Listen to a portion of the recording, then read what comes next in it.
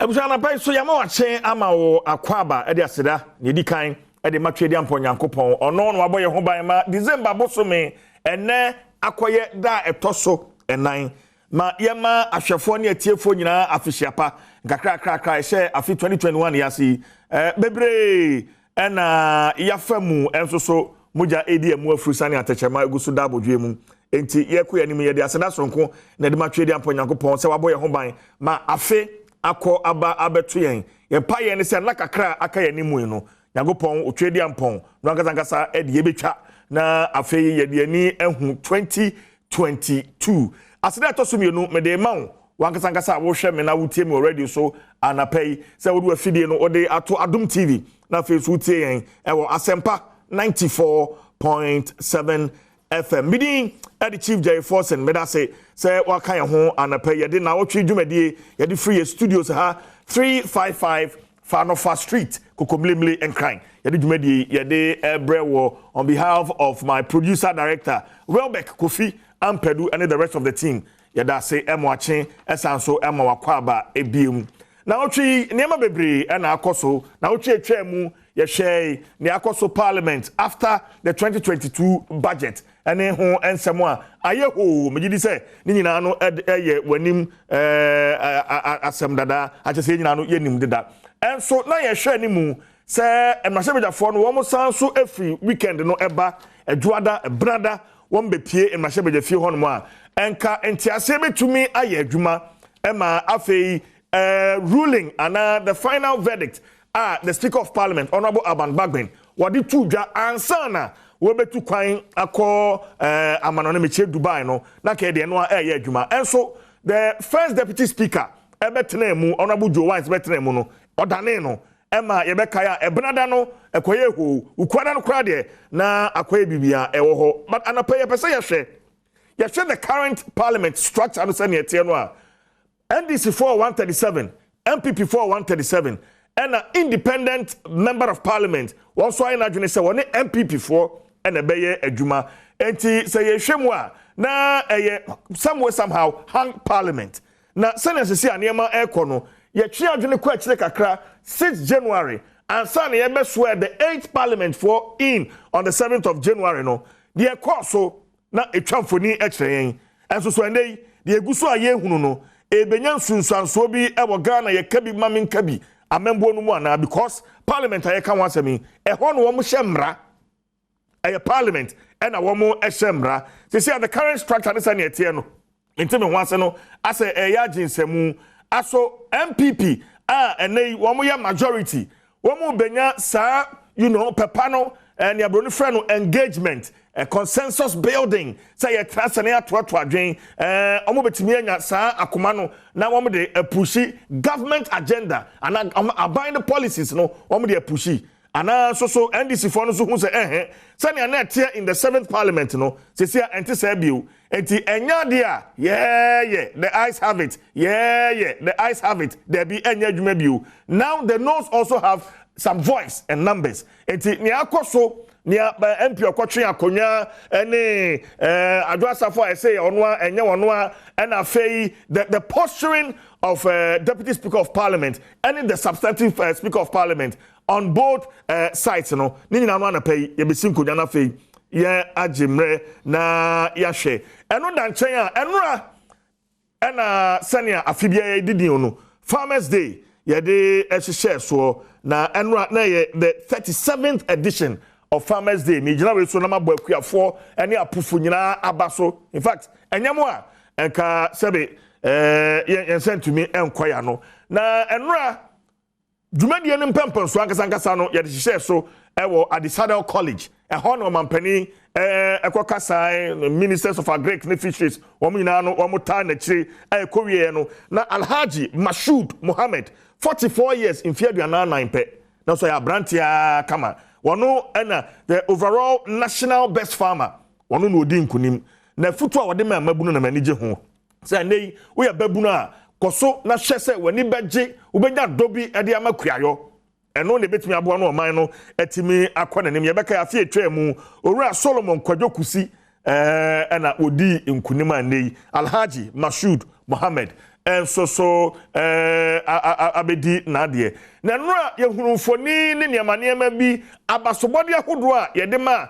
regional best farmers, district best farmers ene ne keke ka ho na ebi wo hono mo a eyema yam hihye kakra ebi wo ho a eyema yam hihye kakra enei se wo hwe TV a yemfa nto ha de no so mame wo hwe TV a yemfa nto ha de no so mame nia district best farmer bodi nia wo hwe sesi yi eye bodi district ena that TV ne so no ground so kwa ena ye twitwa key soap no ne de kotokuro atomu a ye twitwam enti farmer no a na kuani no a obedi nkunim no kuanu no a obedi nkunim no wano ena jama key soap no ya ma se akate baako a gallon baako a na fe ye twa key soap no so half na de no so de aka ho ama.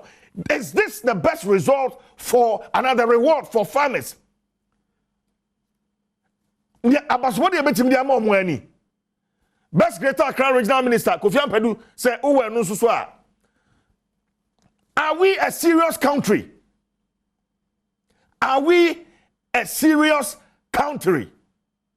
Greater Accra Region say him on a bicycle and a man den. Say, wo dwene ho a won tie ase. Hwe enfifra akuafo wo motie. Say anya bribia farmer wo mo a. Is this the best way to honor them? Is this the best way to reward our farmers, our gallant farmers? Neria beka say mabunu venture into agriculture. Me amiti hey, say me hunu bibi say ya, what motivates me? Say me wura kuyayom. And apart me ba na me name producer director Kofi Ampadu say Kofi, look, it's high time we got serious as a country. It's high time we got serious as a country. So buy the seed and so say planting for there, rearing for there, and then say the sa brofo kese no what they want hosa for here. The government must show some seriousness. The government must show some seriousness. Say who show me, who tell me already so joining me on Facebook. Asempa 94.7 FM. Video no na da ho no. In fact me who video we na me ra ho. Why? Key soap no ti say anya hwekwa no yentimi ma mo full bar of key soap. Anti di padom no anim grounds hole and ye de kotokura atu key soap no mu a ye papem. Why? Adan enti we se babu no bi ehu a. In fact, this is a shame to the MPP government. It's a shame to the Minister of Agric. The organizers of Farmers' Day celebration. It's a big shame. It's a big shame. And yet we pride ourselves. I mean, the last time I had a conversation with the Minister of Agric. No, Jina. Fine, we don't want to go there. But what thing and you free now what they are do nam from kwaso hamache. That's a farming input no crani and me atete so amano. One should have a phone ye. Na so district no mention ni mu nyina no wona ye bo abaso se kuani a wudi mu a e bicycle. The whole region a bicycle. Ampadu, look for that picture. I am also faka homame. Where your body? It's a shame. As if him araho and ferry. And I think we need to set up as a country. The government of the day must set up.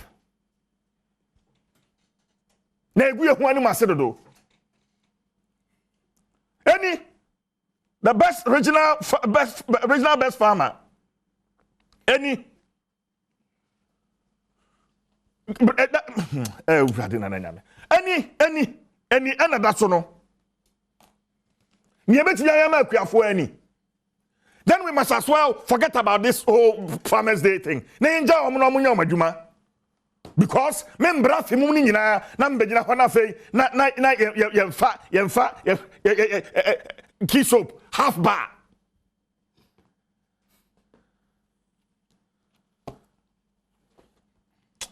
Me dey the chief Jerry Forson. Ma me consume no so na fei we dey na say me can be. Na say me can. na se meka Honorable Andrew Ajapa Mesa yemrani ni mrahyebejo ogina ma de hye wo second D onu koya so deputy energy minister owo mizum ne so na afei so Honorable Richard Champo a member of the arbitration committee and member of parliament Bia East ono so mizum no so mame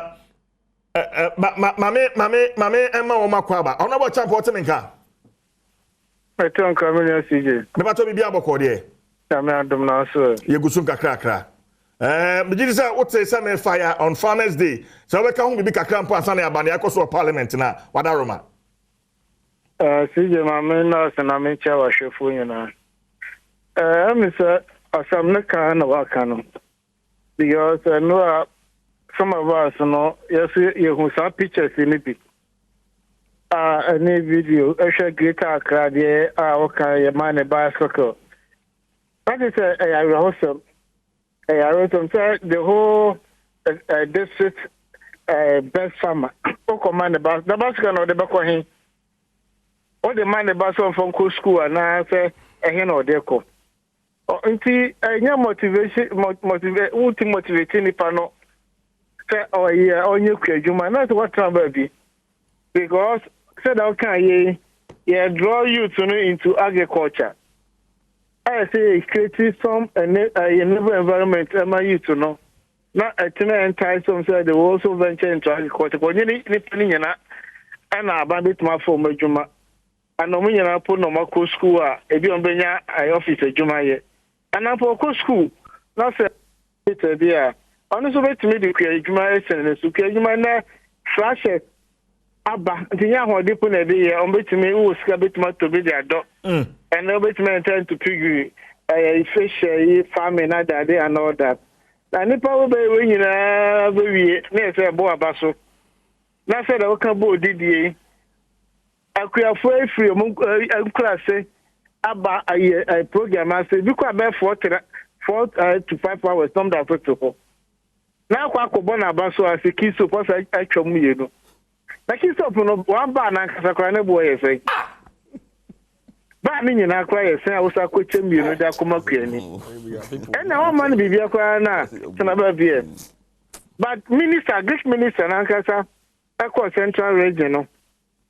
Shamanti out, so muto, I to t-shirt, printed t-shirt, Momo, some of your campaign, Marco, president. Jessica, I'm one of fine check your phone. Somewhere who knew some poor among the Pamom say higher campaign, and your politics never there. On an ambition in here and change the welfare of the farmer. It's very unfortunate. Until you or mine Timono name here, I don't want man cost on your son money here. Name my mom for a more personal any sufficient gains in Quano and the leaders in the beard and pursue, which is very, very unfortunate. Because I try to catch a bunch of say, Uncle, a Juma. But besides motivation in the womb. Yeah, benefit in the womb, apart from no answer, the benefit. But I mean, say, Coco for bring an ebay, Omco carry crown common Jessica. I carry cocoa more than 3 weeks. I call 1 month to come on Yamusika. Women, I am perhaps some country. It's very bad. And how can you buy the plenty for food and jobs about? And the one why by planting for export about impact on Angasapo. Nipa say na for Majuma. Na nipa sample na benefit of and fertilizer point for any room so. It is about time kind of actually ho. Nenya ne mebobua. Ne obi adwuma di o di bia no. Wo to e wo fro pepema den. E dia ye tsa adwuma no. Abasobo bia ni wa ye nya obi ano obi antan ne baabi. Oton ne food here so agini sika no kon baabi. So be wo to be time the whole day. Akuma kiss up half of the Oko by day class on it go with Makotobi. And very unfortunate. But am I a woman? I'm a more timono. I'm saying the one you. Well, elections have consequence. I don't know in your constituency. So when the Farmers Day celebration, no, here, Honorable Champion, when the actually, Honorable Champion. Hello. Yeah, maybe that's in your constituency. When the Farmers Day celebration, no, actually. mpacho umpejalo ne so kakra. Okay, me pacho ode na so ma me na me bisa say o constituency when it the Farmers Day dwumadi e course no echi ana. Committee we are ubisa say e course. Yeah, when it the echi, were you able to follow the celebration in your constituency? Oh yeah, me e the echi am say yakwaya no electoral area bi na kuru bi e for himakuru. Yam say ho no ye ne bro half of na share border. Into this year no ho no me de call.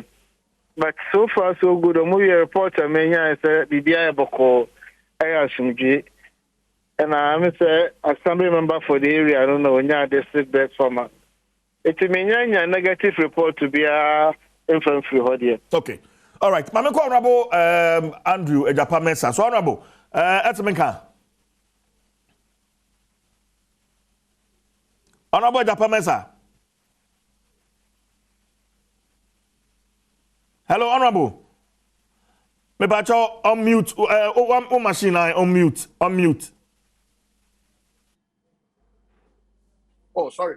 Yeah, sorry. yeah, My yeah, apologies. yeah. Bibi aboko. Adumarakwa, Yamizache. What was it? You gudun kakra.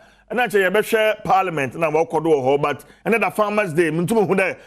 Some of the pictures and videos. Awards are about what the farmers in Libya.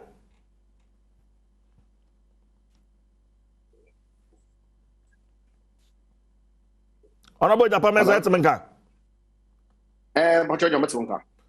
Yeah, some of the pictures and videos circulating on social media are what the farmers and fishermen in Libya. Yo, CJ, it's unfortunate that these days because of social media, BBI news, and so you would see an attempt to ridicule. Now, the suggestion, the National Farmers Day Awards was about uncomfortable, but clearly, say, every pictures now all circulates for social media now. Several valuable items were given to Ghanaian deserving farmers for National Farmers Day event or taking place for Mamu School Park, at the Southern College School Park or Cape Coast. Now, the there, district be also hosted. See, I suppose the districts no resources, nobody determine what is given out as awards to the farmers. In times past, and awards now the farmers. The big guy I don't go, but we moved on. It didn't look pleasing. To be honest with you, but we have to go beyond and find out why the particular assembly involved not one the bicycle or that some of the items are using on social media.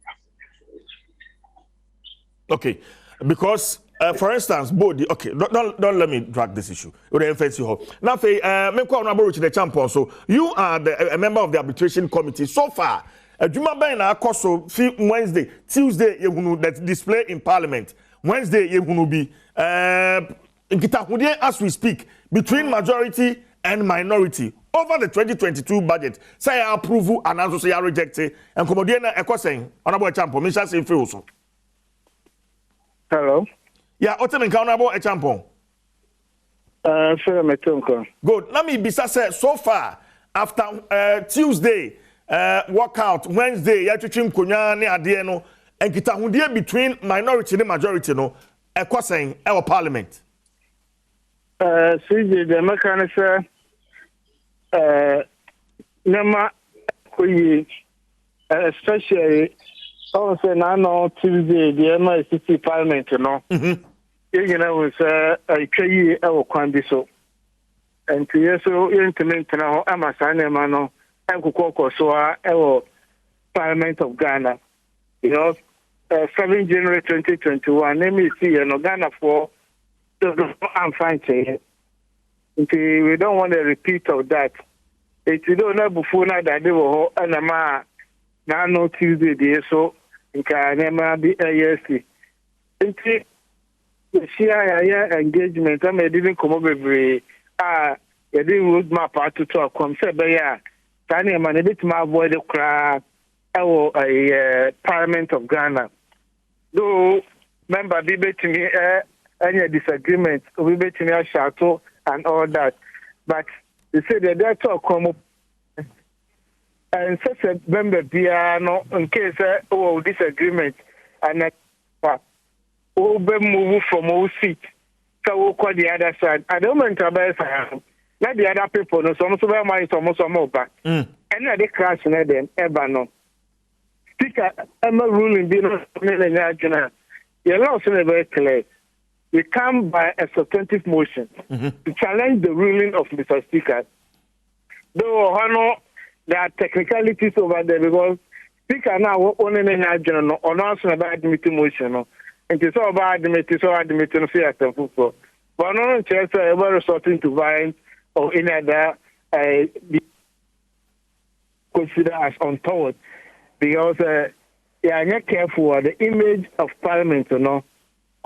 And so, I can assure you, we are making progress. And today, you know, can overshare almost Friday, you know. We are sure that my business and cost our Parliament. Then, you know, say you calm down situation, you know. And so far from where I sit, you know, any amount for I engage you, you know, I'm so be who said there's a need to come together as one people. We have we to disagree on a democracy no. But we disagreement. I know in just old and I be and those aspects in the own say unfortunate. We are trying our best view. From next week Tuesday going on, Ghana for another one say there's been a change. Okay. You know, individuals' integrity and their life will be on the line. And I'm say, Parliament so no, they are standing on the new constitution. No, there are sanction regimes. They will say, Utu and Namobi are emphatic to bring the Parliament of Ghana to disrepute. These are the sanctions and all that. And nobody wants to go through that process. And to me, the CCN are unfortunate, you know. It be intimacy. Okay, Honorable Champ, once I'm honorable message, the current structure of Parliament, and your constitution, parliamentary standing orders, and VCG, and Jenny and Shane, who said that's Biano, Yebenya somehow a hang Parliament. What share the current Speaker of Parliament and in the political background, and the deputies in Swa? Say Speaker Tia Konyama, I was saying it here. The deputy Bia so Ebetra Konyama, and also I was said it here. Do we have that assurance? Because I know the wait media, but Yako enemy, there will be other bills and there will be other debates about Fi Honoma. And sure, it's a provision, no any constitution, not any standing orders in the Munti. That I be to call Parliament or Champon. I'm saying a very important issue or reason, because the panel presiding or not a different interpretation, a creative problems at the man home. And how can you standing on the constitution now? And very clear, only say your gray areas blue man. Constitution and as a standing on the so specific. When you know person take some undue advantage. Time we have a very good MIA. But this is the time we are working on a new standing order. A person can be a Juma from 2022. And as I speak, our draft stage. And the same moment we are crossing and a very informal year. I'm a keep some in the new standing order. Now, you are clear on certain things. Because you can't want to you can't understand me. Or define who a speaker is. Also, speaker includes a presiding at a sitting. And it's a mere look at a crop. So speaker in the hall, not two deputies in the hall. As members say, let me some presiding. At that particular moment, you are the speaker. Assuming that authority and responsibility as Mr. Speaker. Yes. Mr. Konyana, I want to be friends on our champion, Richard. You address me as a Mr. Speaker.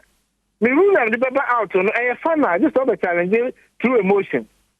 But it's like people are trying to interpret the law to suit their own political and personal interests. And then the other be a OCCA. Question is no new standing orders now. Young pass into a working document. I think it will take time and address all these gray areas. And more being taking some undue advantage over the other. Okay. It's not going forward because issues are kind watching here on the 109. I take 102, 105. Who the speaker is. Yes. I had to form quorum, and the one presiding should not take part in vote and all that. You standing orders, will make it clear over there. Because on the 109 now. I can't know what's that. No, now I can. I'm out here for and Martin Kaya, but a program the better kind. 109 say a deputy speaker or any other member presiding shall not retain his original vote while presiding. The upper thing I say MP Bia of you 275 will be our original vote. Or be a with original vote, only casting vote. But MP who original vote. Everything ultimate then etoaba. No, be etoaba we are no any pan for or a part of members of for quorum. Basic understanding to be a timinya. Meeting only voting right or no. You come from quorum, you count. At the moment, we are empty and we are a deputy speaker. Now, president, no. You can't wear two hats at the same time. What do you mean? Me MP, me say speaker. Me bacho honorable Champo. Who choose on the speakership because who preside over meeting. Honorable Champo, honorable Champo, bacho. What do you mean? Honorable Champo. Yes, sir. Me bacho ye twetwe nkomontia na ama so aba kakra. Nti se command sir. MP no a bakwatena se say or acting as speaker no. Why not representing the members? For instance, honorable Joe Wise. At that time no a wotia akonya mu no. Why not representing additional more bequai? At that material moment, no. The choir representation, no. I know the speakership, no. 1,000, no. But what I say, it is 1 hour, I say 2 hours, or not. One represent the choir for no you be at MP. At that particular moment, no. Who act as a speaker? Yeah, be a MP Juma that particular moment no. But what I say, me too. I think the president took quite not a year vice president to anyhow. Not speaker act as a president. At that particular time, no, ultimately parliament is not presided.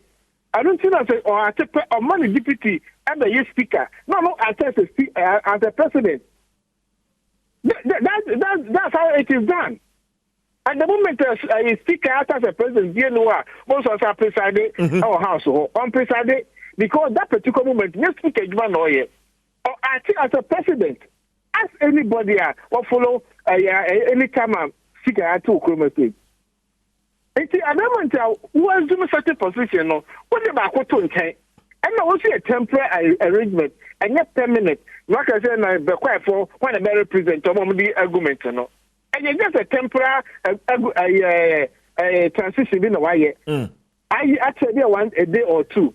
It would also be 1P. Only the MP will be an influence. Now that particular maintain function now perform. Who perform as a speaker? Who perform as a MP for the quiet? That be. I just said one hour here. The good thing can say, oh, form part of quorum. Now what I put Mama for trouble. I make it problem. Okay. Lawyers have different interpretation. All right. All right. My main call honorable department so honorable on team joining. Okay. All right. Honorable department so joining via Zoom. Say Zoom no nya madam my friend wo phone so na fe enkomo no intimate flow. But in studio me wo Erica J or deputy Bono regional communication officer of the NDC. So and Bernard Odro Nyako or a member of the communications team of the NPP. And I know Mama Kwaba.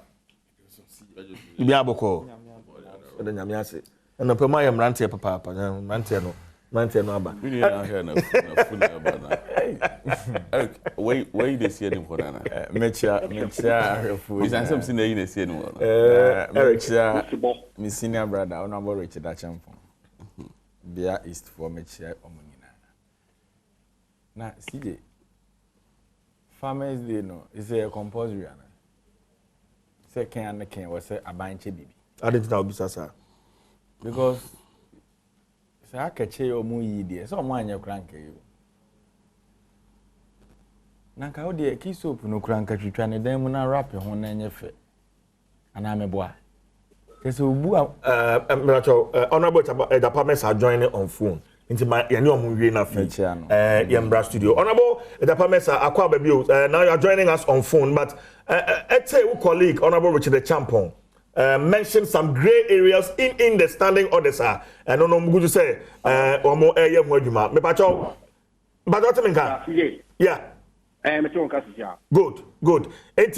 From what your colleague is saying, he mentions some individual or political interest in say friction no egusua in the network or failure no e wan kana na your constituency. Honorable. Hello. Okay. About after the Mesa baby original no free ho ko gina baby foforo. That is the deal. Ana me boa. Honorable pe baby gina na mon kasa. CJ. Ya me anim no kreni. Me ba ya mo yi video no. Hello? Kakra. Yeah, honorable Mesa. But someone can see here. That's a manka. Papa. Good. Your take on Akosua Parliament. Our colleague I mentioned some grey areas because of the current structure. You see, I know 137, who is supposed to be the speaker. We know where Yenibebia are free. Deputy, it's also Yenibebia are free. Moving forward. How are you guys, I'm sure minority majority for more moving forward? Yenti some misunderstandings and the course of parliament EBU. Honorable. No inchia waiting for them when you're broken and the paying. It's unfortunate that internet in no failure ma into managing one Zoom. Look, if we need massive we are. Yes, Takashi, yes, informed decisions. Yes, some to be charitable. Every year, months and non factor, we only have the grey areas in your constitution. There's no grey area in the constitution. The constitution is very clear on who the speaker is and goes further to define who first deputy speaker and second deputy speaker are. Why? Because there's a clear recognition that the speaker may not be in a position to be in chamber all the time. And see, then nominate in won't be one political party. No one assist by presiding in the chamber anytime that the speaker is not available. Constitution is the Munkofu Tunu, you want to see among members of parliament. In fact, Constitution not further to say, and our standing orders not further to say that the speaker you are first deputy speaker you are second deputy speaker you are.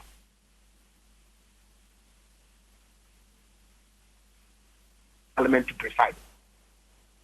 Great area where you on your hands. See, Honorable. What's the difficulty with these provisions?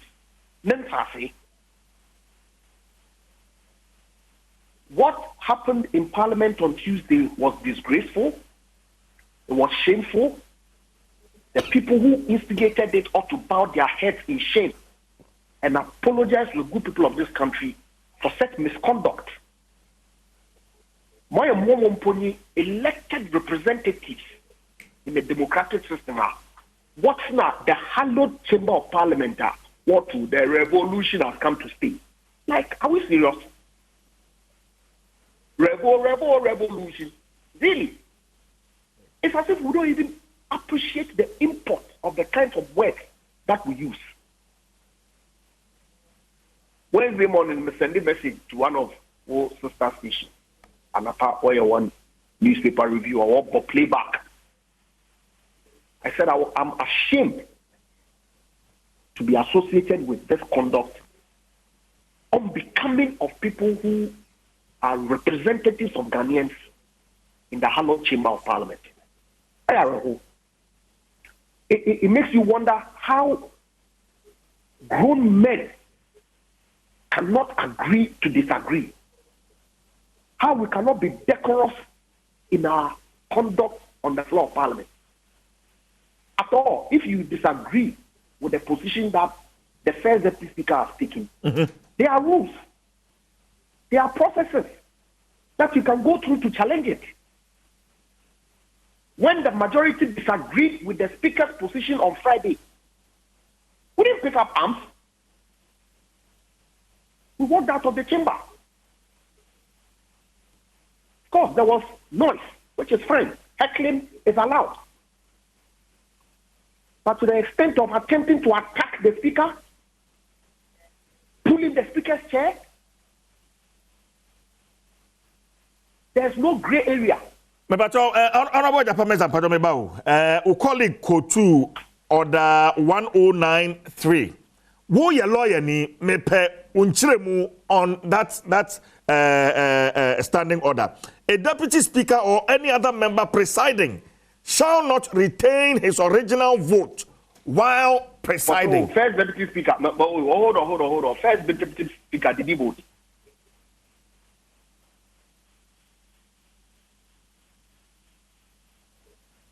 But look, 138.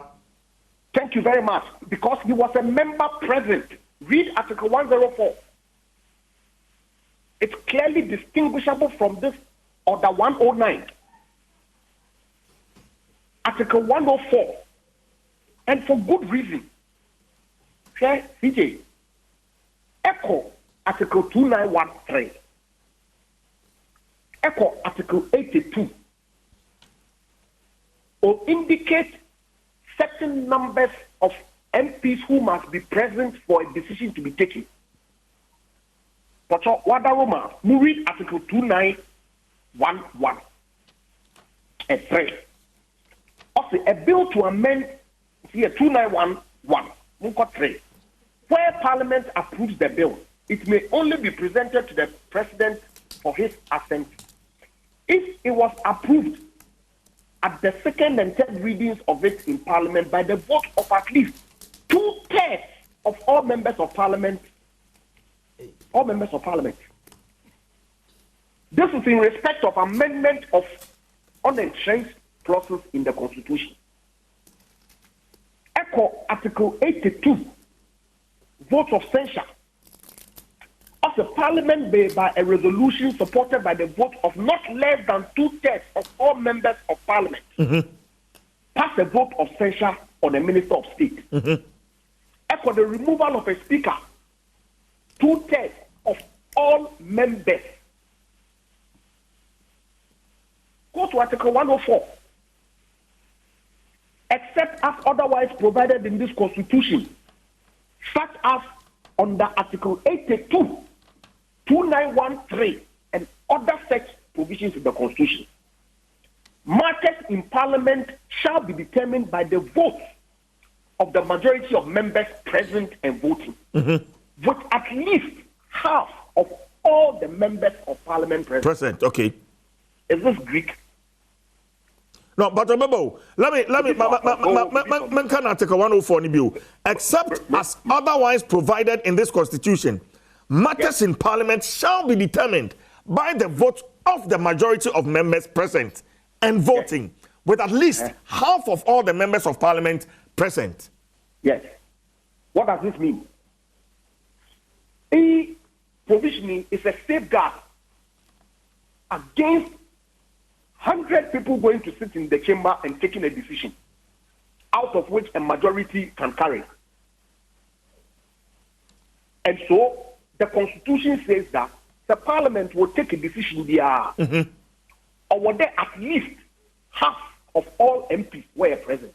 No, but in a case where hold on, the MP now is acting as the Speaker of Parliament. Acting as Speaker of Parliament, look, this is a very simple matter. Unless, of course, the people who are putting a mischievous interpretation on it to serve their political ends. Otherwise, it's a very simple matter.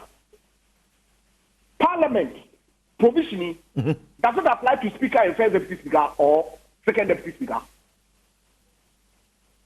As someone can it will speak a little over. No. All the constitution, because it doesn't even anticipate that the speaker will be present or not present. This 104 does not anticipate that. All it says is that for a decision of parliament to be taken before the speaker can put a question, or were there half of all MPs were chamber. No matter there. The rationale for this is to safeguard a situation where in 60, 30, 40, parliament will take a decision. The constitution and the framework anticipated that that situation may create chaos. And to ensure that a decision is taken, it has to be by at least a certain number. This in itself recognizes that any MPBR number the chamber on every day. And so if MPs don't come, it cannot stall the work of parliament. Okay. Honorable Bacho, Honorable Richard Champon, It's rocket science. CJ. Honorable Richard Champon. It's clear.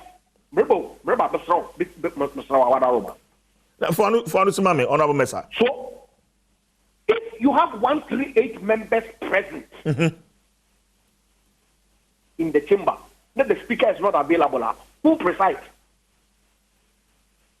A member out of the 138, and so it reduces the number to 137. Messi, out of the 138, one person is now sitting as the Speaker of Parliament.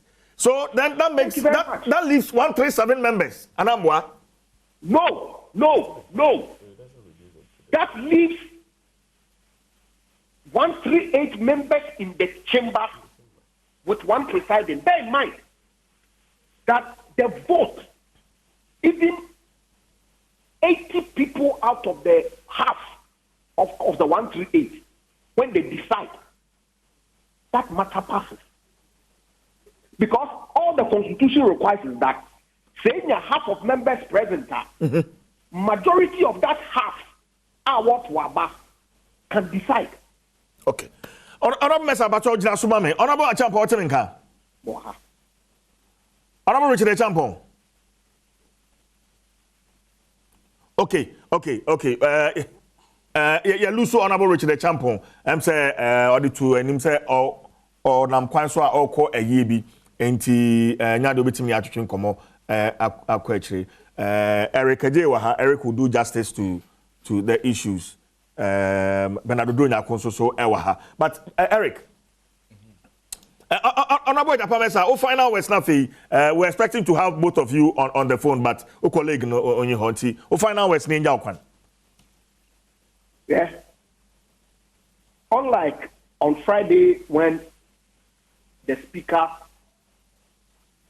presided over the parliament and put the question before 137 members. That did not meet the constitutional test of half of members present. Also, the speaker on your MP. You see, that decision that was taken on that Friday was null, void, and of no effect. And so Tuesday, when we...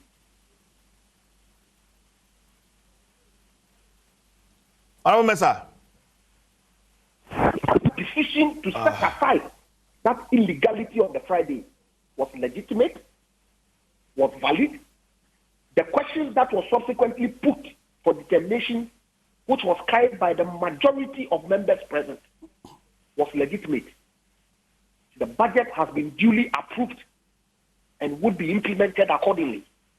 I'm only hoping that with all the issues that have come up, we will let cool heads prevail. But then there, look, consensus building, it actually is practiced on a daily basis in committees. So it's not new. Every time we have a committee meetings, we deliberate. There are only a few cases where, in most cases, under those circumstances, certain directions are issued to the NDC members of parliament who object. And I'll give you an instance, the Japan royalties. That essentially is one of the few occasions that I've seen a disagreement at committee. Otherwise, consensus is what drives the business of Parliament.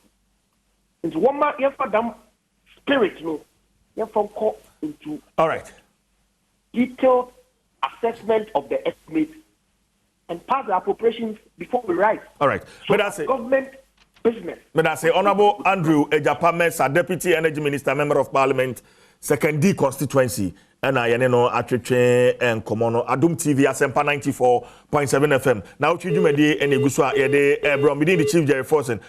Oma, me from the first break, no, Nafi, Meba, Nafi, yeah, the proper studio discussion. Yeah, but it's here.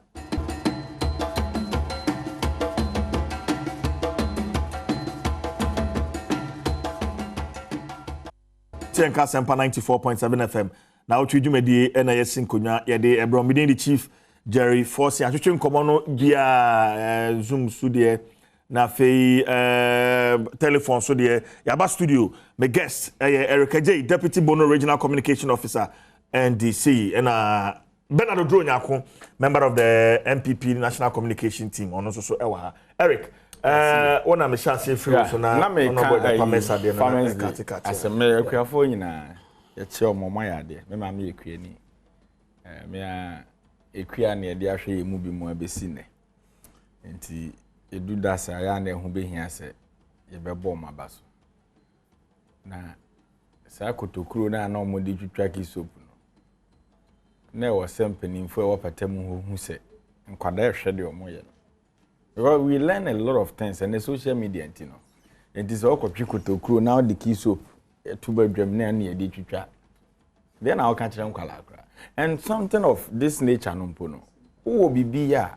See, you bet me I no cocoa more wrap on perfect now, they're big good room. It could be say be another different items. I can't key soap no. Many sure say key soap on quantity the course I fine. But then trendy. Same as of what that's on the trendy is here. Key soap. It's abankra chipeni opetemu ho ne team no it could be some ye modwuma ni yanka manesa me hu say afidi a ye de pompi kokoo so ne de kan na BCC odo but they akwa abontin ye kiso until next time no more planning am planning well before you execute ba ku ya no gina bicycle di onya ya no see di onya ya no bicycle we trend ga na unya bi Minister of Agric, or call baby a National Farmers, the V8 now, you fill in a tank. In Rube 1,200. Into V8 no crown, petrol to go mu change your J District Award, the demand as a prize. We should think as a Ghanaians. I thought that mom ye ni yausa because a Kriafono, ye kwa ye bed in a champ, or Mokodo mobo, de no infudi neba.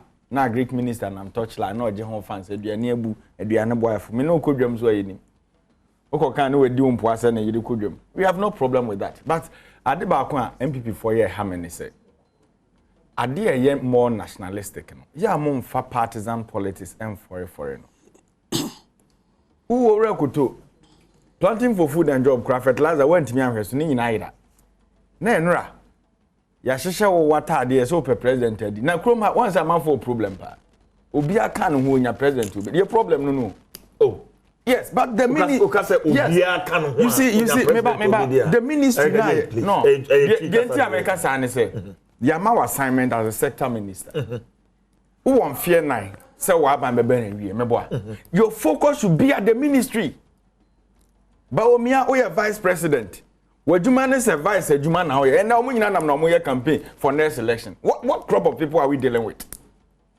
Na enra. What me anya ska printed t-shirt, a high buses bear 20.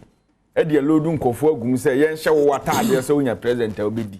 Na bebi a ye farmers day. Okay, buses 20. Okay. We be brokra. Na bebi a ye farmers day no. Ya san lie.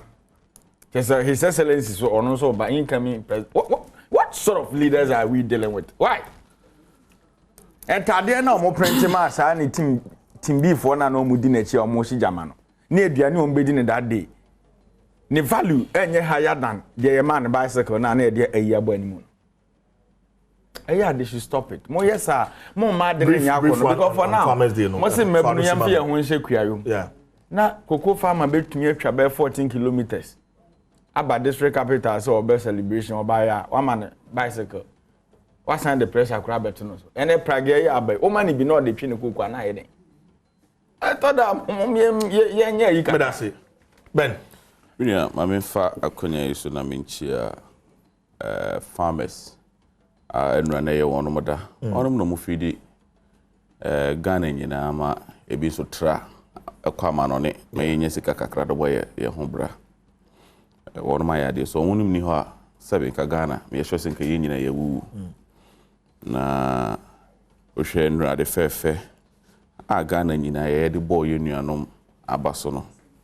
I think say na ye ni so na ye nkranhye esi de wo don sem no de ma na de hwe wo TV so yi utimu say a clear attempt to run down the program that was organized yesterday because share even greater Accra mpo maame na onya best farmer no as part of a package no na bicycle on account.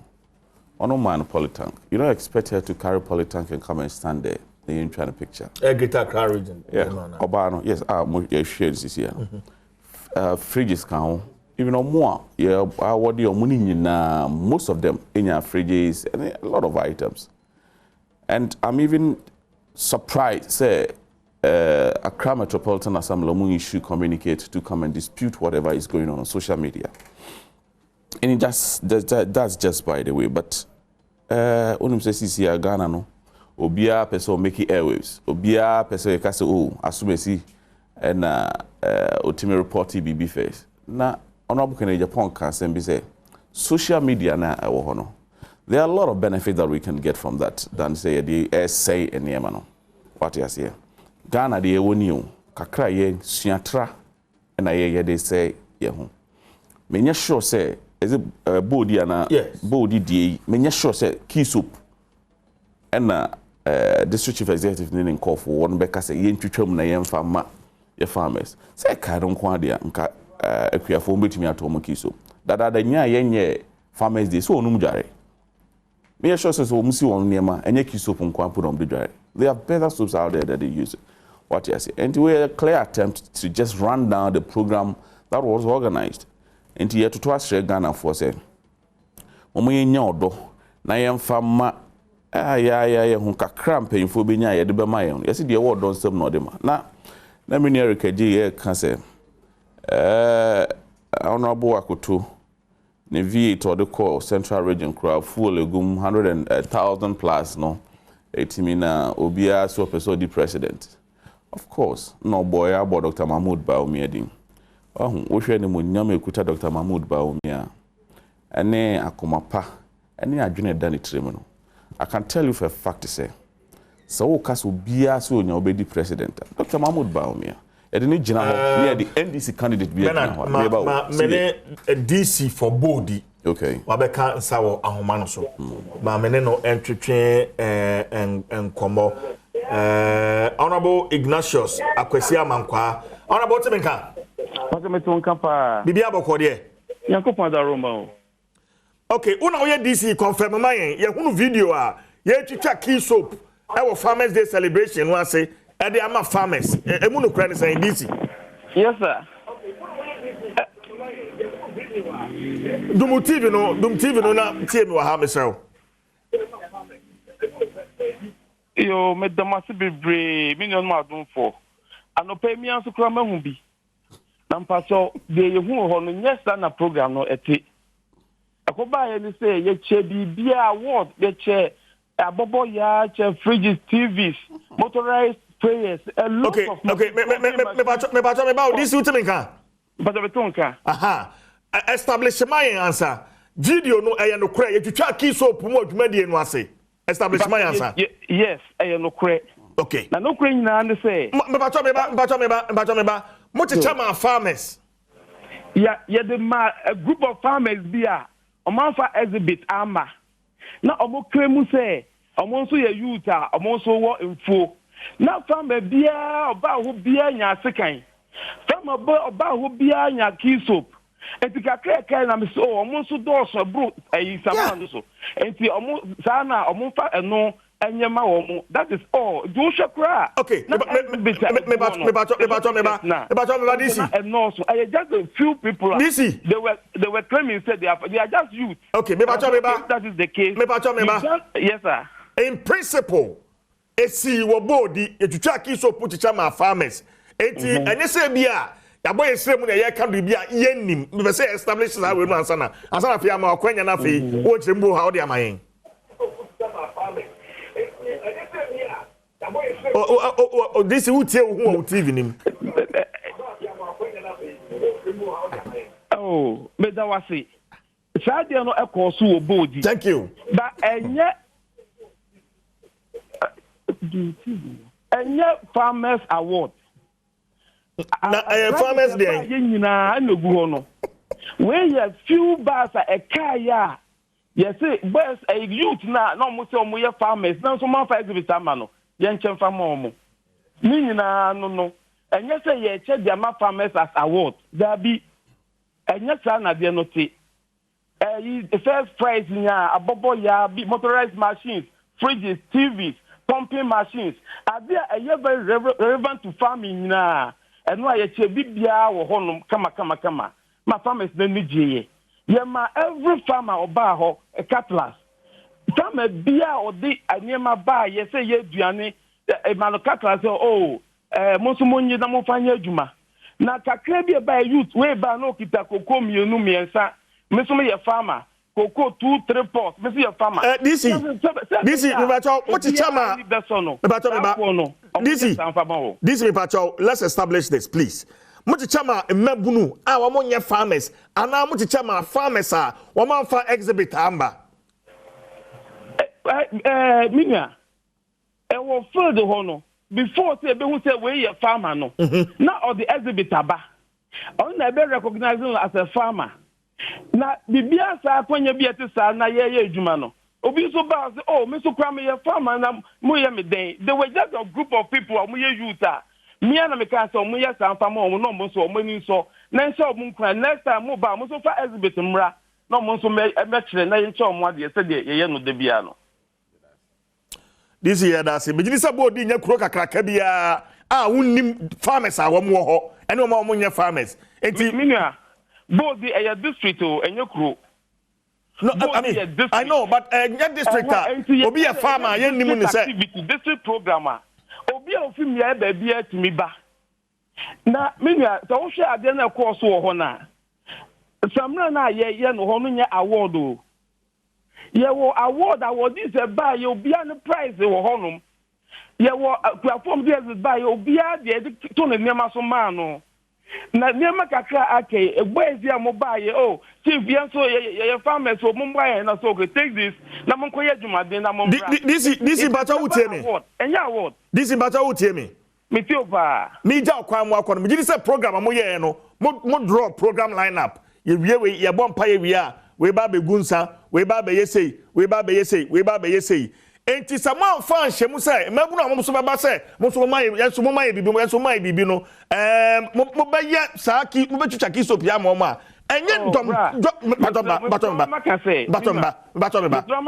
batomba ye program wie ya chenso na bika na obi scrum de na ye fa nso no nkofie ye nsan fa nso no nkofie say ye program nyina ye se be chenso 20 na ye wie ye nipa 18 na bi so that the okay na ye demana and the program na ko yi nyema ye nyina mu busa mo accredited reporter na owo ha na ye fa no gesembo a obekire mo nyema ye ho nyina we nu enka ye program no ho te say nipa na ba obegina wiem na okaza o me so na o demana no but video ya share kura no I can say video yi. It was before main program because Neman and everybody told me in the seas where Anambwa and yes, I pong and Anambwa.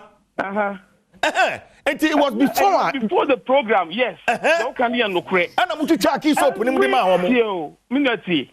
What from the church remove? This year, that's it, right? Exhibit by a piano, second is some rather so.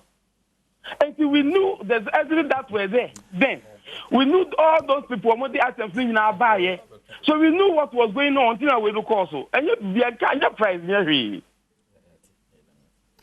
I say, Honorable Ignatius Akwesi Amankwa, DC Budi District. Bacho. Benado Dunya Kuno Kasa. No, Eric, please. Osha. Oh, Abasade. Pressure. Said the number no go America. Osha. DC one na kasa. Wa admit say ampa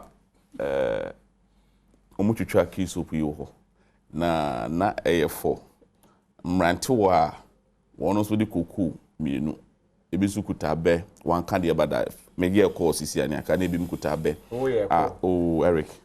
You see the mama and try a popular please. Allow. Nothing. I call ana.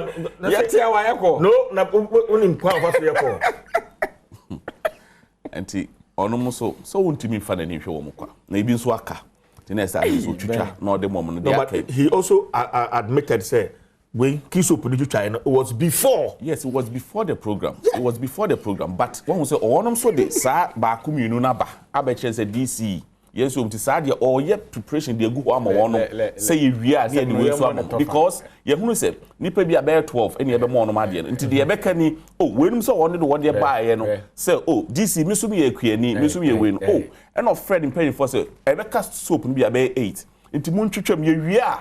Near the amount one so at the account. What you say? I don't know. Oh, when you say seminar, but my show idea. If you try to be fair, you see that oh, my man kasa. Min kasa me Enti Osha. Osha. Bernard, if you try to defend, we man come on 18. E wo tie.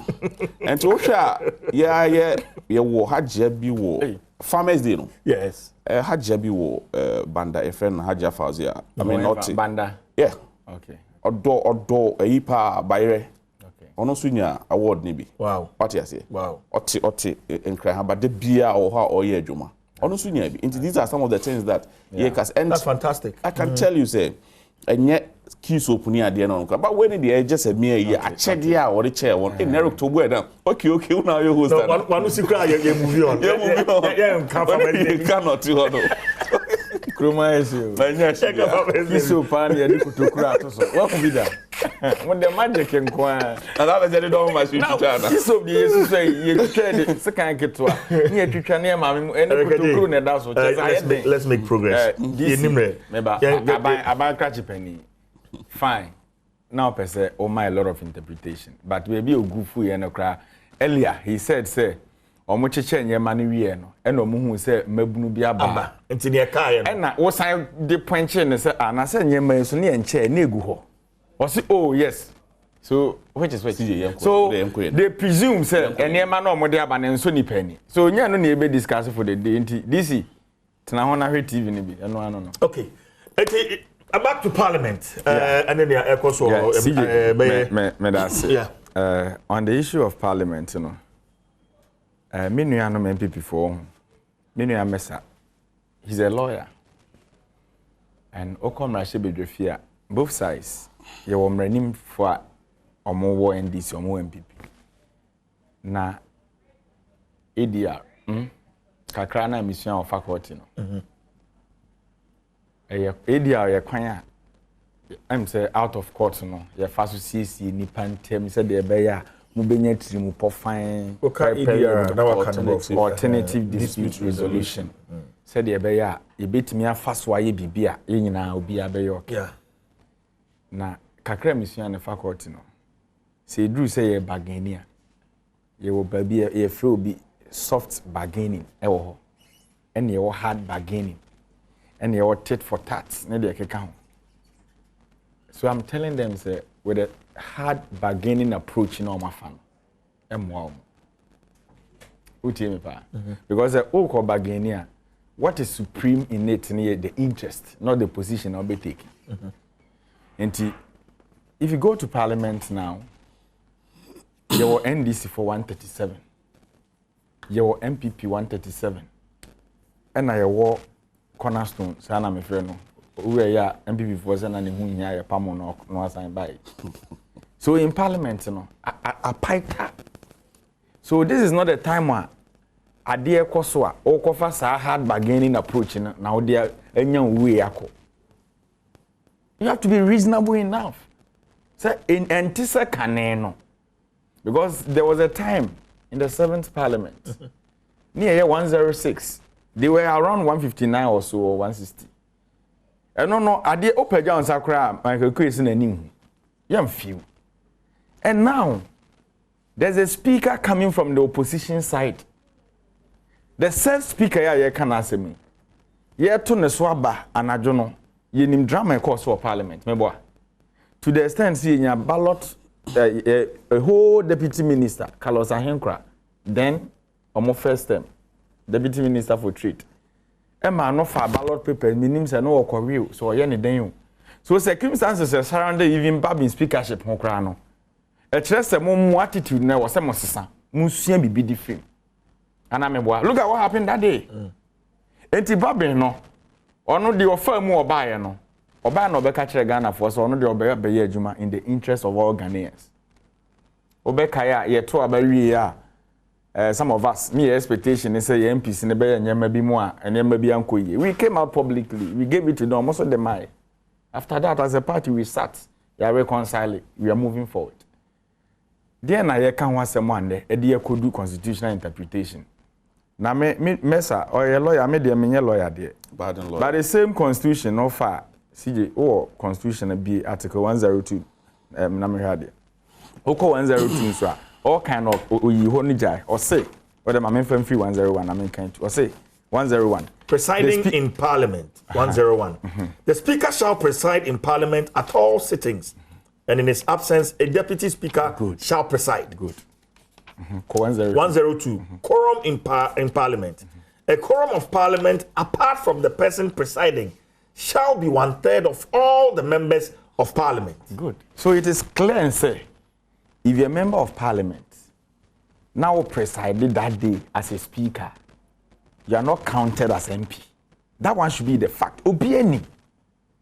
O kano. O yes, o busa no question or see we nya de bia. What say? As I want tiase and I want tiase much. That is not how it is. No, but again, okay, no. That is not my question. Question I'm missing. It is a member betna ha. Now the speaker. A chance constituency under the fourth Republican Constitution. Under the fourth Republican Constitution. Nyame Adoma next year and the 30 years. I'm talking of the fourth Republican United by and from Jerry Moore time number. Yes. You know the essence of say yemra or how I see a amendment. Because kanena na ye shemra bi no. Ebi ye nsusu se mra bi ba beso ama parliament kra ko pai say ta. Into all these things no, although say Matthew Richard Sky for interpretation I was Supreme Court very necessary. But so far as say court nyamfa ruling biama on these matters. Said the yenim say wo mra mu no. That is how it should be done. Into ene on the Richard de Casanoka say about on the right time. Because even they are standing orders in parliament. Amendments. Why are they doing amendments? Because Mra trust standing orders in the two hona omude kono. Omo say niam bi asesa. E wo see e bi film ne e di bi e shame. But the nyanse almost standing orders no on the floor of parliament no. The other house is here whether say you and one of the age. Yes aneke. So Mekra no as a young man in politics and a young person no, I wasn't expecting the said majority side no, to be doing this constitutional debate in parliament. What is key now is to engage the opposition side. What are they saying? Omu grievances in the same. I didn't know almost omu approve the budget. And I'm a boy. We all know. Yes. They've raised issues. I mean, so you are telling Ghanaians to say, upon all the issues now, minority na raising no. We are found we are jatum. You see how a Japan mesa spoke? Enti Ghana ni na ohweme anopai no. Ono otimi krom suma in kro no ohweme. We university CCS in your adwuma. What utie pa? We register mobile money. Onim CJ. Na CJ transfer 120 Ghana masa Ghana ni na onye adwuma we university CCS na. NDC forecast en was ye tesa 1.75 no 23 ni sika mu no. E Japan mesa mo say e was ye te. Na de na do na de share ne bottom. We should be reasonable enough. I don't know you can want some no. We are not speaking for our selfish interests as a party. What am I saying?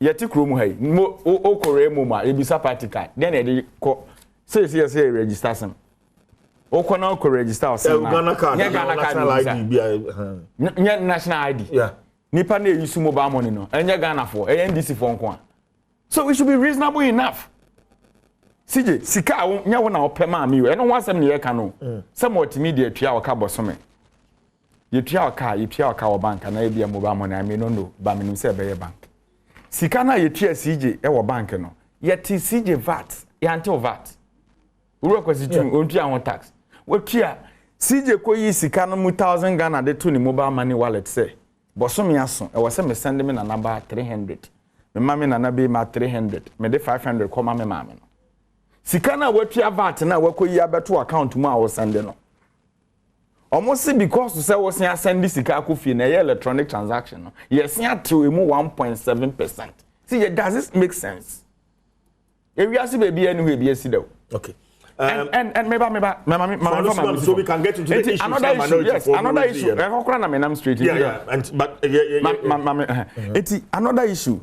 Me knew the many money ha. They na chiri ba na me watu kwan. Se boso me so a me mama e bia na hododo no na nyema nkoyi na wa 1000 Ghana bi dia ba. Sa 1000 Ghana na o de ba no. Or transfer the BCA bia bank and the bank charges of which will be aware. And charges are banks charging in ano. I buy agent tax free, of which you know, and I'm a boy. But the next president Kufuor catch me say, million of Libya could do Italy and or Germany no. Yeah, no any plane ticket or far desert and so ye China a sign called Bossing I do now no could do yet. And no send this be fear. Ni sika na or send aside the yacht as bank charges no. Say 100 billion or deba. Say me ma me fan trap blocks emana. I buy it 1.7%, 1.75% from 100 million. Do the calculation. They think it easy, eh? So, when your transaction was right, you may not know the impact of this. And I'm a boy. Bernard is a businessman. I know him. Bernard, the transactions are hold on now. We're not kesi. Now, Obi send over 1 million Ghana cedis through electronic transfer. 1 million Ghana cedis calculate 1.75% out of it. Already the system is hot. Taxes, businesses. So if you do this, are you thinking of we Ghanaians? Okay. Madam Anusi for man Bernard Abemu. Yeah. Yes, I raise say in the said budget. In the said budget. In the said budget, CJ. I expect CJ. Oko kind now catch the Ghana for you now say fees and charges ebe cost by 15%. And yes, the old year quid there, and your mamu burden, and also your home be my Ghana for near home higher kakra. Ebia meka fees and charges, me mame, and I'm another one tiase. But they are buying person or children and say, if you near yeah, budget no, I buy into contention. I didn't see a jet most yen to move because my boy waste my jet. See a jet to move 2022 aircon. I feel now, Casa. Yes. Because if you there, then I will meet you because hey, let me say, when you say, if you 2022 aircon, so Oban Airco University, ni school fees, you pay them 15%. Oban Airco Nursing Training College, ni school fees, you pay them 15%. The Owo Polytechnic, ni fees, you pay them 15%. Se birth and death, unipa kura uni de no call mochra. If you no baby odano, ya tumu 15%. O se akwaji certificate e de akosi efunu mpa. Onim say ni na certification. You increasing 15%. So everything cost. And the ordinary Ghanaian now say akwati ni mobile money account ni sika na ewu no. Say ni pa kro na difunu kwa share mochra. Wo say watum 15%. So what Ajene be waiting. Eric Mesamba, Bernard. The issues of parliament and I mean fast koso or chinching kunya yentio remember see the mama fa kunya so na me chia Ghana for ajibre hwe ya no pay esa be betena ha anye ye nko na nyansa wo yitrim ere be ka bi ya ne yakọ. Now the best judges are the people over there watching us from afar. Parliament one arm of government. Sabi, I command a lot of respect. Equally, the other two now, SCCC media back home, I'm an I4, the other three. But you see, some of our parliamentarians are trying their possible means to reduce parliament to kindergarten or visual art class. Many is a visual art student. I didn't think I make answer. Oh, share idea a course so maybe parliament near my baby to Mississippi. But the Ashaman MP in here no train speaker kunya. Does he know the authority that sit or recite in that akunyano? And that the next speaker. Oh, not speaker. Oh, yeah. Moana must say that. No, Eric. Moana, master. Then my leading question will come. Master. Ask questions here. Master. Oka said that me tell my idea. Bacho. Akunya speaker teso. Next speaker. Wako tria akunyano. Atria akunyano. What kind of nkwala ato abama mpanyimfo ato abama se kodi anim. We role model man nkwala bi. And how do you expect nkwala na ehwe wo so anyine no? How do you expect them to grow? Okay. How do you expect them to if fiada de bnada kuada no dia ekoso a wo hu se entwe yi na akunya na etwe ye no. Odo yako. Se me kase me hu se de akunya na etwe ne nko na ankoye. O se me tie me kase me se niam bebre ko so. Yes. But the etwa me nsuru mu se obetimi akwa twe speaker akunya. I think Minia Eric Kai, Honorable Carlos Ahinkra, Okofa ballot sheet, year to obey speaker. You know, condemning NPP, NDC, Ubia condemning. Party defended. What may say me trans is condemning, Ubia defending. Corona man is signal so uncofa.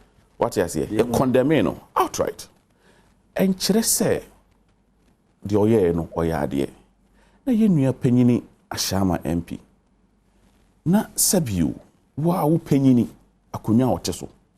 Wakwa akotwe se won tento enkwala ehwew amamuo fan e fa ebu oman ye ne ho na mo hye mra e magana nyina di so na wo ye mra hye bedwani wo ye saade we na nkwala wonum so ko school ehwe so asua wonum so nyeden. We expect him to come and render an unqualified apology to the good people. You expect the member of parliament for someone to come in? To the good people of Ghana. Okay. Because we go Ghana anymore say. A guano anymore say. A good the people of Ashama anymore say. Carlos Ahinkra, Oshim papers, they Jennifer Hono. Wapacho. Oshim Sisi Muso we are we so no. Listen to me. The actions of Carlos Ahinkra. The wo say we condemn here no. Has he rendered an apology to Ghanaians? Yes. And I will the apology free and it's no be hono. Senra obi ye na enya so bi fum kuma obi mfum ndwa. Look at how he's going. Nemum paper honorable Carlos Ahinkra FI enye equally to speaker Akunya. Election speaker Akunya. Tobo sije tobo. Speaker Akunya. Meet you. Akunya no wonim tumi ewo. Parliament fi hono. Ballot na no abana no mo to on the appointment of the speaker no wonim tumi ewo sa dwumade na omu dinim medase wo se na wo no mo to aba e speaker. Yes. Ye to aba yo mampanyin na wotimi hu se binum timi wu meboa. I'm not defending. Hold on. I'm not defending. I'm not surprised. Listen. I'm not defending it. But I'm telling you, say. No, Eric Ajay. What is he talking about? Will you allow me to handle it? No, it's so painful. Bernard, meet you. I'm not defending what Honorable Carlos Ahinkra did. But what I'm telling you is say, you're condemning a trim. What you say? Honorable nobody na aba. Akunya speaker Akunya oteso. Wakwa akotwe Akunya no. So on tento. What signal are you throwing out there to the international media? What signal are you throwing out there? I don't hear ka ho asem. What you say? We the penima wo hyamra ma oman di so. Honorable Carlos Ahinkra equally or hyamra ma oman di so. Enu nti ne condemn no. But the new speaker Akunya, opanyina odi wanim, parliament. Okotwe Akunya. Na enye wo constituent obi asebe ono ton gari or ton emo banche aye jeje to e de ball man ho bra no and you hu na be dey. This is what we're talking about. They should command that kind of respect that the constitution gives them. Okay. MPP ni NDC especially omo aya to aba omo mra hye beje fie Ghana ha ye kabi ma men kabi amembo no ye nim ne sei ye sesi a ye hunu fie ho no exactly anya sa ne num Bernard please ye nim ne sei ogo man anim sesi ayi momo anaka e feel say because of numbers in nti enka ye be hunu dynamics in our body politic and this and man afraid ye please let's condemn it mamum fire ko NDC MPP mamum fire ko ho mumienu nyina mamum don't take us there mamum fire ko che hang parliament enye Ghana nkwan ebiesi UK ebiesi Bernard see if we are condemning let's condemn outright. That is what I'm talking about. Don't justify Carlos action. I am not justifying and to come and apologize. What I'm telling you is do that. No, what I'm telling you is we condemned Carlos Ahinkwasi's act. We condemned it. So we expected. Only why Ghana nyina katia, me katia, MPP katia. Ye katia. And there's no way. Adia why and a bon cool. We need to talk about it. We need to condemn him. No, CJ. What could Ghana anymore say? So we need to look into it. Now you're right. Maybe you're a problem. I mean, you guys are taking us for granted. No. CJ. Some of people. CJ, remember. Some of them. Yeah, problem. Why? I understand. But you see, let me tell you something. Ben. Oh. Say you say you mebunu. Na ye be ya man yosem na ya man no credit anymore. A conviction here debate. Absolutely. You can't just sit here and speak this way from the other side. But when it gets to the other side, then you speak the other way. No. Let me tell you something. No, Eric. You see your position. I condemn Carlos. Let me talk. With all due respect. You see how you're defending a chair? Not the chair, but the authority that the chair carries. Bernard, you get me? You see how you're defending the chair? Not the chair, the authority that is in the chair. Who sits in the chair? It's the speaker. Why not you read a ballot paper and you to no so abana? Na ye to abam. No, you are not getting me. I got everything. Bernard, good. That's what I'm saying. Say you get Carlos Yenenra and yet I'm say you get. You condemn him and person. Because me discuss there's no than me than the year. But let me tell you something. Akunya na wo si eno bi akofa uhu bi da. Yen condemn me on me pagana fo achew. E speaker akunya no. Speaker no when you speaker no. The oye speaker na ye kana asem no ye to na aba. Wo mra hye bedwani o deputy minister. Okofa ballot papers na we be de wo ho. Say nipa na okotena akonwa no de ne ehun hia se wo party e issue statement kra pa achew. Na o mo pagana fo achew. But Joe Wise no kotena akonwa no mo san kan no so o ye MP no onye speaker kra no. Wo se onu na akonwa. Man, Joe Wise. Let me tell you something. You see, these guys, they don't respect Ghanaians. You are telling Ghanaians look at what they're saying. They don't look at what they're saying. Please, let me tell you something. Yes. Also, and I make a second number of what I'm saying. Because you see, you are not helping matters. I get you. I not make you know my position when it comes to this matter. The entire makers and say, what's the Kaka say, dear, yeah, to about Kaisen West. Say, Ubi Kofa ballot box. Yeah, the ballot box, you could see police station bed 3 days. Okay, that story. You can't na NDC ni no win by 15 votes or so. A brand here na okofa ballot papers on that day no. Yan convict no. What you me pa? Me too. You de na court. You de na tumu se bosom me ensa o sen. Na ye whole member of parliament a. Ye two speakers so aba. Ye two aba na ma speaker abodwa e wo mrahye bedwafie. Ama chief justice abetenase abeso president in. Because that day, you and swear president in a constitutional crisis. And you are defending this. Your party couldn't render unqualified apology to Ghanaians. And today you are talking of a chair. Masa, you shouldn't go there. The entire American, baby, you do no. 137. No. The act in your respect. Me person be pagana for because as my okay say so pedia akunya ni Bernardo. Oh my goodness. Me person what him wan say. Momma mo betting kofom. Na mo na ma ne mo apaita e ofio. And Ghana ho ne adwene. Abetreni there is on both sides. Yes, and I'm saying Ghana ho. Let me tell you something. You see, Honorable Chairman Sabonsu, onye just majority leader keke, or a minister for parliamentary affairs. You are in charge, say, Obama government business. True processes that was on the floor. Yeah. And if you're a leader, now you can't lead your people.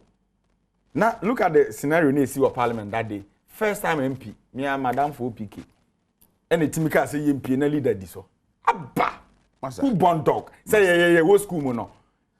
Hey, now what to be that? Say school prefect, but school prefect, no, yeah, sorry if class or say, leadership, one thing show leadership. Eric, yeah, man, Ghana from who Adrian and what you tell him. Adrian, we team there can be no.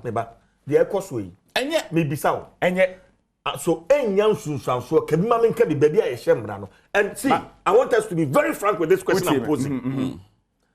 Insurance, yeah, air cost one. Yeah. The air cost one. The effect is going to have on our democracy. Yeah. And as I say, you can't want them. And yet, you go no, will be on the test. So I don't get you. NDC assembly near kind of parliament. Akonya na mo kofa. No. Don't just be talking about Akonya obi akofa. You come in. Because ko kan say that's fine. Senior that debate, you cutting off. Now what someone you there. CJ, NDC for the NIA. Say your betty was through. Your betty was through say the taxes say be good Ghana for so you good nyuma. No. Now yes, no, that is our position on the floor. Why? What are we debating on the floor? Hey, some. Eti me ka say nneema mu ayeden. Hwe taxes amalesi aban we dey agu so menya akwan kra mo bobi. Now you defend your position in the interest of Ghanaians. What do we do? What the condom tax in the car? No, but what do we do? No, but Eric, what the condom tax in the car? Genuine concerns. Send them raising. You raising concern. Meba. Now person Ghana for no more adwene. There's a posture. And 2% chese Ghana for near adwene. No. Oh, okay, Ghana for. No. Yes, more per tax. But you say you ekosoi. CJ say. Oh, please, Eric, don't do this. Na kaminya den. Don't do this. Omo ne nya adwene. And someone who has say you can. Ensembe. And so you walk out. Ensembe. Akotwa konya. Ya buru table so. CJ. Without due respect. And someone who was. But that needs to be approved. And that's what we're talking about. Approved. And obi say taxes na wo mu ni ya hu bibi. So what do we do about it? Do we fight that? So yeah, can ya didn't talk on a coy. Why am I working out that day? CJ, we should be fair for once. No. Let's You're not convincing me. No. You're not convincing me at all. So me want some mamo. I clap for minority. Okay. Minority. Amunya budget no kura can you approve nko. No. Say tax no be. Oh, come on. Let's just be realistic. No money that is said the NDC MPP. We are not fighting over anything. What we are saying today is budget asem ne yeka. And the contention aba. What are our demands? You are listening to demands. Or more response in this saying. What is their response? Can you tell me their response now? Eric, let's make progress. You say you are forming arbitration committee. What what are your expectations? Media medical me kasa earlier. Okay, me submission me kofa from the legal perspective of ADR, how to resolve matters in the keka. And my position on this gidi in parliament. Unya MP obedi minim last say you an primary sin but also unya obedi me ba what ya say o ma yo mu say KG for ni ade o wan ka o KG2 mu me ni na so me law student mu ni mu o de me ba o de tie me me na so me law student mu ni mu bra the American say arbitration o say e be yama edin yaba no we all like it that way because the nation cannot stand still. And men can say, "Oh, man, no baby, you do no because of a near maybe more here, no team me for was here suffer more." Because don't forget, say after COVID, taxes are the buy you the bear to NHIL, you did be babble to COVID levy need the keka ho. Taxes be brave. After COVID, you may go here and never be a petrol bonam. And Ghana for nya na tua o. Enti say, what the budget say bamra she be refi. What prevents you say? And the man now, Baba can't check Ghana for no. Minority is yes, say. Ye we are yin and being higher kakra. And your money. And look at how they presented their grievances to the said party in power. And ya bufu so. What am I say? You are aware. But you see, we all know say Omani here puntu. Ya the tour and a yejuma. But widen the tax net no. And no nkyerɛ sɛ wɔ sɛ obi ɔhyɛ kɔna so bi yɛ kɔhwehwɛ ne gye ne to abra nipa no mponya adwuma because kakra na yɛ gye no kɔfa 2020 auditor general report over 12 billion Ghana cedis and the yira akɔ enyino yɛ sika enyino sika na yɛ kɔ akɔgye afi momo hɔ no me no de na ye je no almost mo peg ne be 7 billion meboa but sika ban hwehwe han ma ban mu mpanimfo bo kro no di sika ne se over 12 billion Ghana cedis. And if we are putting measures in place to curb sanyama na ekoso aban mu na enye necessary say yes akọ tax the burden Ghanaian no game. Those are our issues. Ebiem CJ or catch them say condom tax near the other. Meaning so important. Oh, copy of the release now mo deba mo benchmark in a few one. Beam condom will beam benchmark value. You see a year fi ho. And then TUC for catch say benchmark value from 2022 ye free ho. Adie bia yet to be a because 30 to 25 to 30%. Obi CJ, it's a fact, you know. Indomie ka ho. Clinker ye cement ka ho. Kroma apart from Jata cement ye solely Ghanaian, the aka nyina brofu ya neba meboa. Nti ene be a cement bag e 52 Ghana cedis. Na see ye benchmark value on clinker. Cement yan ko ton be 60 Ghana. Those are the issues I can wasem. Enwo palm oil e ka ho bi. Enwo e di se Ghana intimi ye de bia wo problem. Ye san kra ngo ka ho. San niema ni nyina no ye yiyi ni nyina ma bo no be kosoro emo ye di. You see, na AGI and TUC argument be. And AGI is talking as if the government is serving their interest. Fine. But the interest of this whole debate na ye benchmark kran say. CJ Ghana na ye ka say bia ene Ghana for domo. Nti na wose ye de taxes ahodo eto de eba no so. Say de be ma local industry no abumi. Fine, we get it. But unim factors are Emma Ghana and Yema born ye den no. You know them, he knows them. Ye stable environment factors in favor because taxes in do so do. Inti private businessman no put any production in Ghana no. Because of a toa hodwa ye de agu nyema or de raw materials no so mpo de ye nyema no. Owie na or price here. Because any pan or de money free Thailand de ba no. Economic conditions in a fever no. Or bar store ne price no from Ghana de. So if you want to work on those things ye rain fee o share Ghana for exchange rate dollar ni cedi meboa. A lot of materials they hear that local production in. Yeah, the dollar no na kradeba. Okay, all right. But oba ye no, we ja dollar ho, e na onam digitization. E ho so ye de need di wachi a, wo se me de ba omi tax aba, u use mobile money ameje oto. What is wrong? Erikaje me da say, ma ye ntwa ye homra ye ba Bernardo Nyako. And so ebesom e de amai me the chief Jerry Force and yeba. Na fe me read some of your Facebook comments. Na fe ya hwe say betimi akenkan WhatsApp messages and so ebia. Na what you say ni yeba.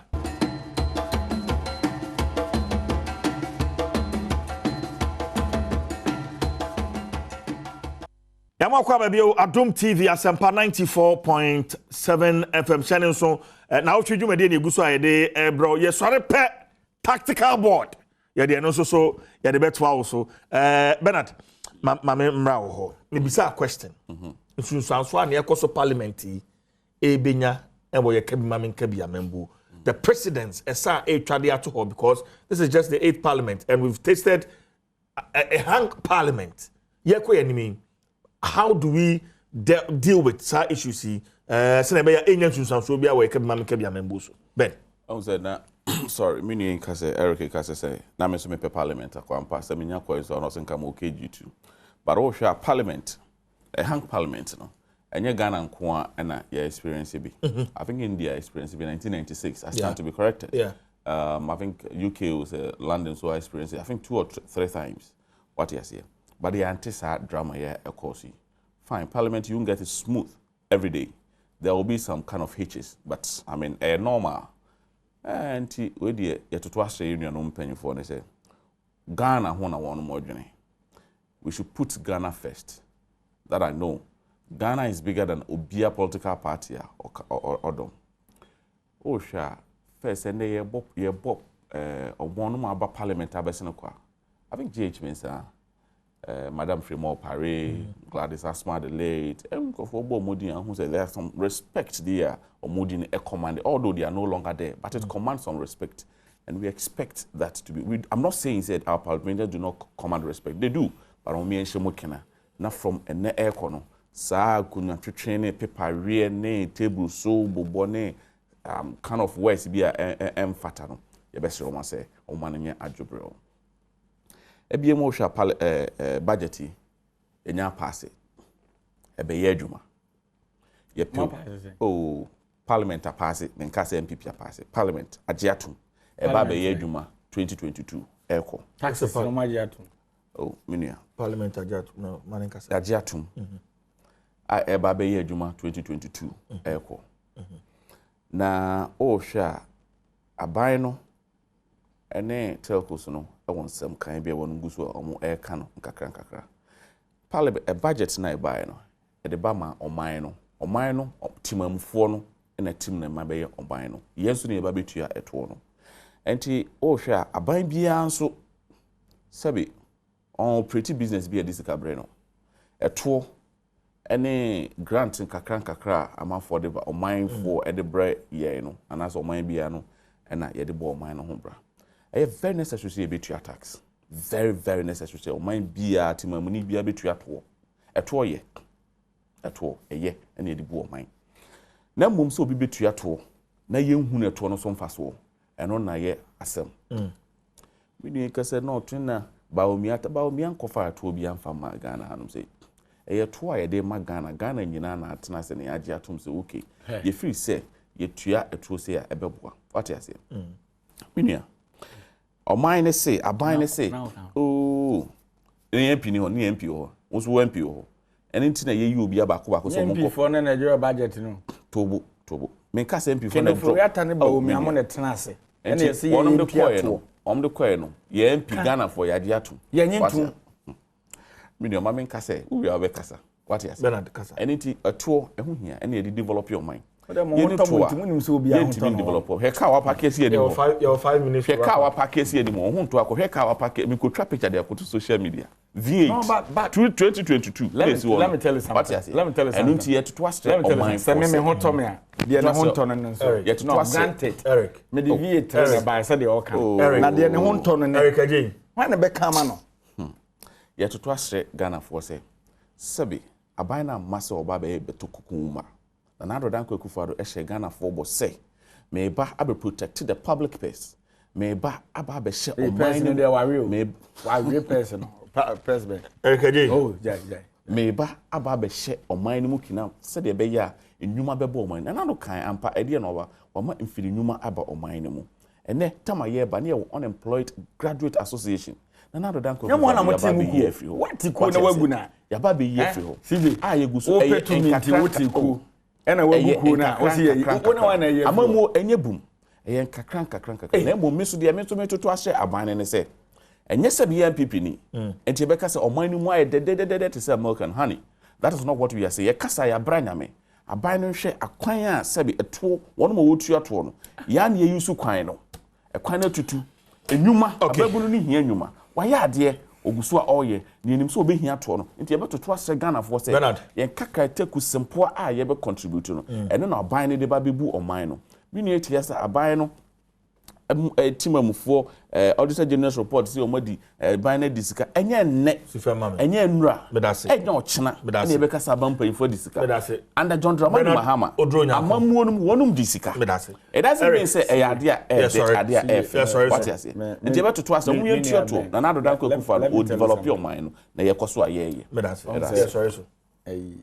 Ntokwa funo mu na ato akeka ntokwa be nti se di odu ba bi kra na o se me ka me yisu e no be dan debate me ba o de tie wa me na me bua me yi kai ma wo me America G when was the last time GP put no GP you are saying this on I'm going to take picture right now. I don't know when the last time we message let me tell you something. Okay, yeah, come back to then I okay. Let's be our company you man. Trans-African Logistics you man. Bisano.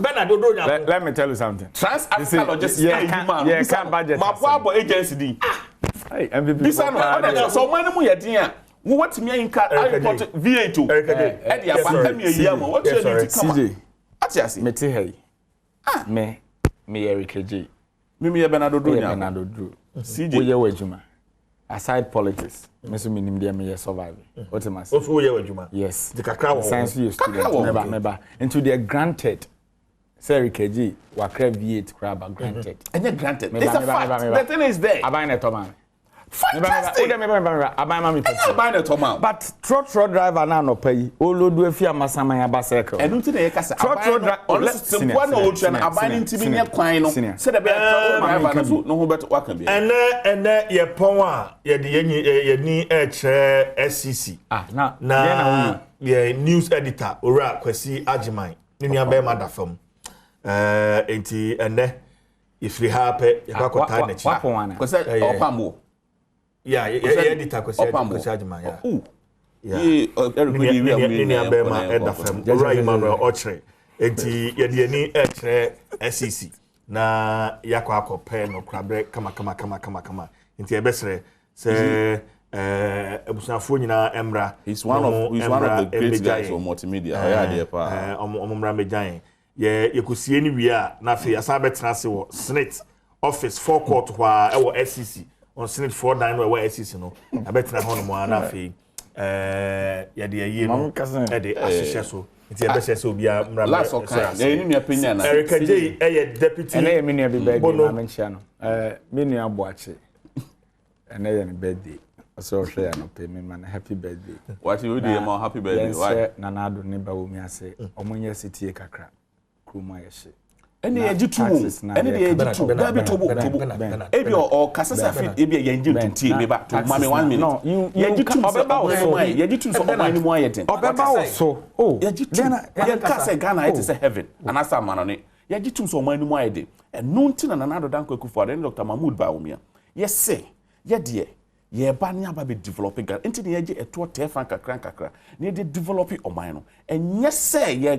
betena ba ya pompodia sabe pija se o mind da bi enyesa o ma won ka bi o kasa ene na na do danko akufado wadane amamuo mu Zacchaeus ba bi oje to o mama eno ne ye ka system na ye wo mu sisia no ene amamu adi condom na prevent HIV ne yare crowd you to was you know I respect you. I know I respect you equally so thank you that's fine oh eto ahodo na ye ka ho asem no eno na de hardship ebe ni pasitinem enti ontie Ghana for kakra ye na also obeye mpuntu amaye ye ni nse mpuntu no si ni nyina hye botom nti ubeje de ayam ye hu me akase wo na waye enti na adabarka because CJ enema mu eden ade achi dia onim se obitimi send you text message sending 5 CDs unya bi da no me wo be 20 wo me I can show a lot to you 5 Ghana CDs obi eden na be man do level obi betimi attest o sending 5 CDs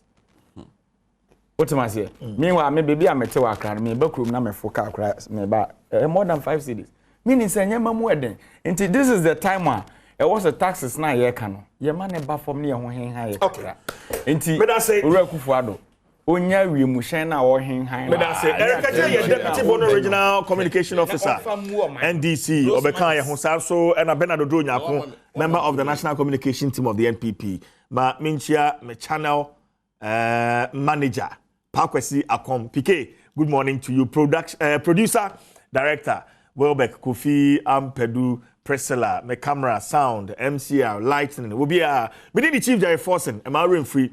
The price for greatness is responsibility. Nnawotwe Yi, what I say.